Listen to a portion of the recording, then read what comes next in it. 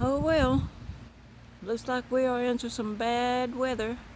We are under a severe thunderstorm alert, and it's starting to sprinkle on me now. I was hoping I could come outside and get a little bit of fresh air, since I have been just steady packing and taking stuff off to donate, and also taking stuff down to the house, and packing and unpacking, packing here, unpacking over at the other house. It's a job, y'all. I really don't like this anymore.